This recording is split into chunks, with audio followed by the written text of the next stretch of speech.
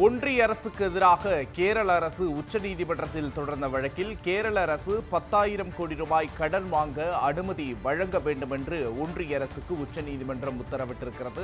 அதனை தற்போது அண்மை செய்தியாக பார்த்துக் கொண்டிருக்கிறோம். கேரள அரசு 10,000 கோடி ரூபாய் கடன் வாங்க அனுமதிக்க வேண்டும் என்று உச்சநீதிமன்றம் உத்தரவிட்டிருக்கிறது. ஒன்றிய அரசுக்கு எதிராக கேரள அரசு தொடர்ந்த வழக்கில் உச்சநீதிமன்றம் இந்த இடைக்கால உத்தரவை பிறப்பித்திருக்கிறது. ஒன்றிய அரசுக்கு எதிராக கேரள அரசு வழக்கு தொடர்ந்திருந்தது. கடன் வாங்க ஒன்றிய அரசு அனுமதி மறுக்கிறது என்ற குற்றச்சாட்டோடு கேரள அரசு உச்சநீதிமன்றத்தை அணுகியிருந்தது. அந்த விவகாரத்தில் கேரள அரசு 10,000 கோடி கடன் வாங்க அனுமதி வழங்க வேண்டும் என்று ஒன்றிய அரசுக்கு உச்சநீதிமன்றம் உத்தரவிட்டிருக்கிறது. அதனை தற்போது அண்மை செய்தியாக பார்த்து கொண்டிருக்கிறோம். இது தொடர்பான கூடுதல் விவரங்களை எமது செய்தியாளர் பால்முருகனிடம் கேட்கலாம். பால்முருகன், கூடுதல் விவரம் என்ன?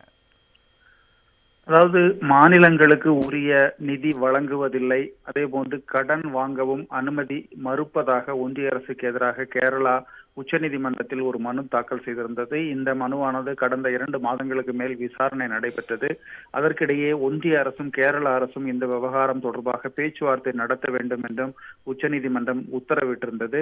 இந்த உத்தரவுகளை தொடர்ந்து அதாவது ஒன்றிய அரசு பிடிவாதமாக கூடுதல் கடன் வழங்க முடியாது என்ற நிலைப்பாட்டை எடுத்ததை தொடர்ந்து கேரளா நீதிமன்றமே உரிய உத்தரவு பிறப்பிக்க வேண்டும் என்கிற நிலைப்பாட்டை எடுத்து வாதங்களை முன்வைத்தது. அதனை தொடர்ந்துதான் இன்றைய தினம் நீதிபதிகள் சூரியகாந்த் மற்றும் KV விஸ்வநாத் அடங்கிய 2 நீதிபதிகள் அமர்வு ஒரு இடைக்கால உத்தரவை பிறப்பித்திருக்கிறார்கள். அதில் இந்த மூல வழக்கானது அரசியல் சாசன அமர்வு விசாரிக்க வேண்டும். 5 நீதிபதிகள் கொண்ட அரசியல் சாசன அமர்வுக்கு வழக்கை மாற்றுவதாக நீதிபதிகள் உத்தரவிட்டிருக்கிறார்கள். அதாவது அரசியல் சாசனப்படி அரசியல் சாசன விதிமுறை 299வது பிரிவு இதுவரை நீதிமன்றங்களில் கேள்வி எழுப்பப்படவில்லை, நீதிமன்றத்தின் முன்பாக அது ஆய்வு செய்யப்படவில்லை. ஆகவே அந்த பிரிவை மீது விவாதம் நடத்துவதற்கும் உரிய உத்தரவுகள் பிறப்பிப்பதற்கும் அரசியல் சாசன அமர்வுதான் விசாரிக்க வேண்டும் என்கிற கருத்தை இன்று நீதிபதிகள் தெரிவித்திருக்கிறார்கள்.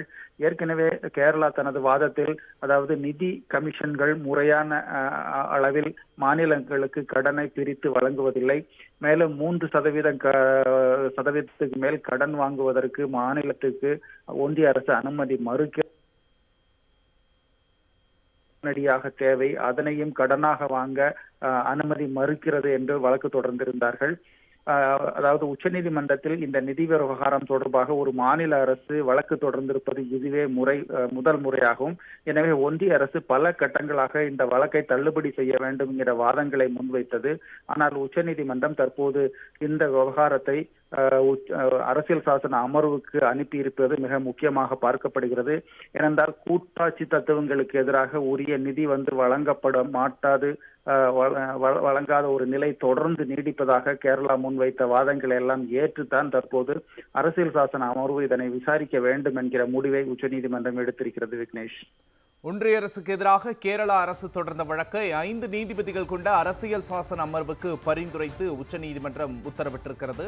மாநிலங்களின் நிதி நிர்வாகத்தில் மறைமுக கட்டுப்பாடுகள் அகற்றப்பட வேண்டும் என்று ஒன்றிய அரசுக்கு எதிராக கேரள அரசு உச்சநீதிமன்றத்தில் வழக்கு தொடர்ந்தது. ஒன்றிய அரசுக்கு எதிராக கேரள அரசு தொடர்ந்த வழக்கில் உச்சநீதிமன்றம் இடைக்கால உத்தரவையும் பிறப்பித்திருக்கிறது. கேரள அரசுக்கு 10,000 கோடி ரூபாய் கடன் வாங்க அனுமதி வழங்க வேண்டும் என்றும் ஒன்றிய அரசுக்கு உத்தரவிடப்பட்டிருக்கிறது. அதனை தற்போது அண்மை செய்தியாக பார்க்கிறோம்.